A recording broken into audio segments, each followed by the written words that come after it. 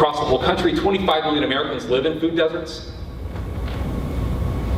And this is a rural and urban affliction, quiet crisis.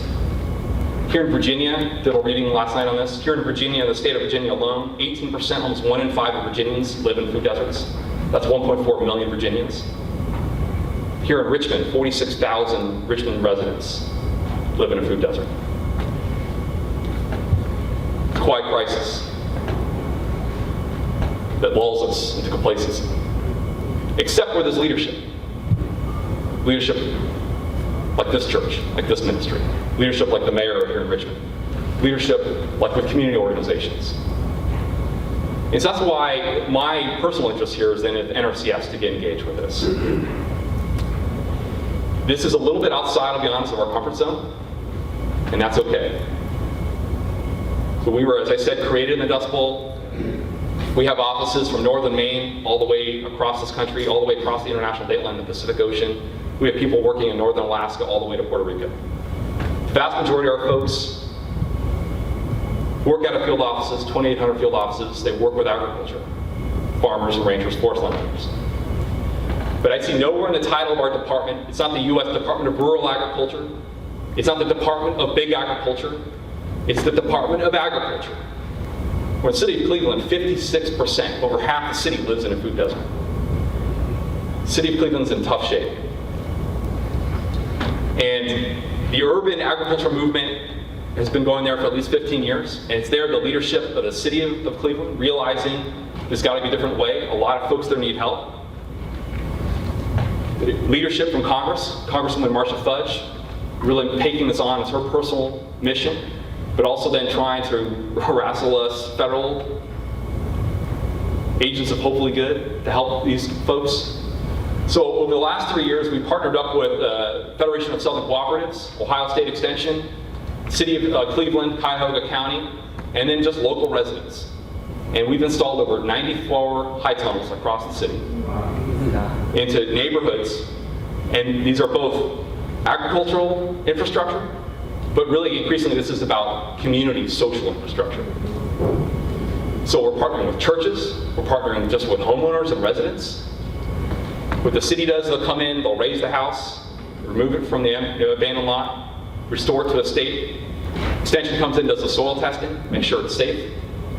The city brings in water, maybe lowers the water rate to make it more affordable to irrigate.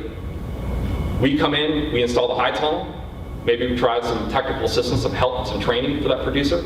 Extension comes in, provides training on construction skills, farm management skills, harvesting skills, food preparation skills. How do you cook collard greens? I have no idea. A lot of folks that buy this produce don't either, because they've never gotten it except out of a bag or out of a can. They've lost their connection to the land. And particularly today in America, where less than 1% of American citizens are now involved in agriculture, we've cut our moorings from the land. We've cut our connection to the soil. We've forgotten the importance of agriculture.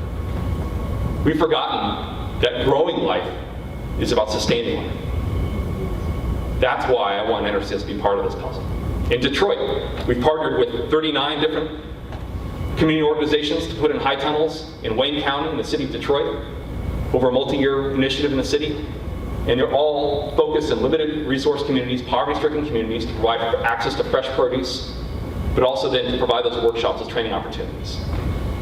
2 months ago, I was in the city of Chicago, partnering with the city of Chicago, Mayor Ron Emanuel, a ministry called the Urban Transformation Network, 10 Baptist ministries coming together, partnering with Illinois Extension, but also the Illinois corn growers, recognizing that they have a responsibility as a neighbor to provide to their neighbors, to provide assistance on how to grow and to train and to provide access to food. So the goal is by spring of 2016 to have 10 community gardens attached to churches.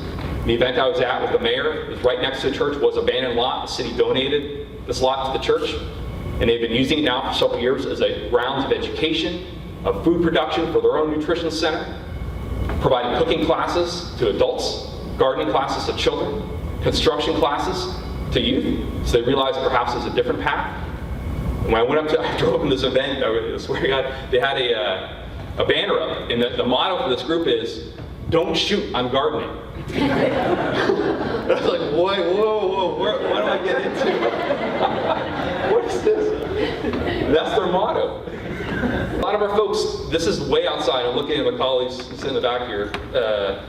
This is way outside the comfort zone. They've not been encouraged to do this. This is not in their manual.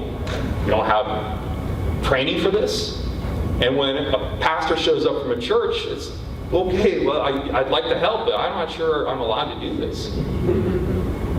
But it also then takes leadership, like Jack Bricker and his team, saying, well, actually, you can do this. It takes leadership like our colleagues from FSA. And so to other churches and others in this room, the way this works is you have to find the key that fits in the lock. And for our assistance, for our programs, that key is getting the farm serial number. So I'll be honest, we're not really allowed to work with, you have to work with farmers. And until you are a farmer, it doesn't really unlock our assistance. So that's really then, it takes it to USDA collaboration, where the Farm Service Agency, they're the organization that hands out that farm serial number. And they're really great people. They're people of good faith. They will help you through this. Once you get your number, that then unlocks what we can do. We can come in and provide the technical assistance. We can provide the financial assistance. So it's more than a high tunnel. It's about pest management, pollinator habitat, soil conservation and management, irrigation efficiency improvements, stormwater capture and retention, telemetry information about soil moisture probes and other things we're talking about, Pastor. So how to better manage your operation. There's talk about capturing rainwater, Chesapeake Bay Foundation. This is about protection of the Chesapeake Bay. Stormwater runoff. Instead of it running into the storm sewer system, it ends up in the Rappahannock or ends up in the Chesapeake Bay. You keep it on your farm to grow produce for your nutrition center, for your local farm market, for your local residents, your local community. I'm 100% comfortable and confident this is what we were created to do. And I'm strongly encouraging my colleagues to get out of the comfort zone, to reconnect with the people that pay for us to be here, to connect the people with their government, to understand that we can help. But again, what I said at the outset, this isn't about NRCS. We don't have the resources. It really takes local leadership, folks at the local level who've been doing this, in this case for a decade, who've been through the trials and tribulations to figure out how to make this work, who have the local partnerships with the city, the local elder, local congressperson, the local university. I'll be honest, we don't necessarily have those relationships. We should, but we don't. You guys do, though. So that's where, at the end, we're actually just a small component of this. We offer a little bit of help, but it takes that long-term grit and determination, the chutzpah. My interest in this, then, is about ultimately bringing agriculture back to urban areas, bringing the cultivation of the soils back to urban areas. And when you do that, you not only restore the health of the soils, restore the health of people, restore the health of community. In our own small way, plot by plot, perhaps we begin to restore the health of society. In our own small way, we can maybe address the broader American community. So as a community, we really can reach our full potential as a country. We're not leaving our brothers and sisters and neighbors behind.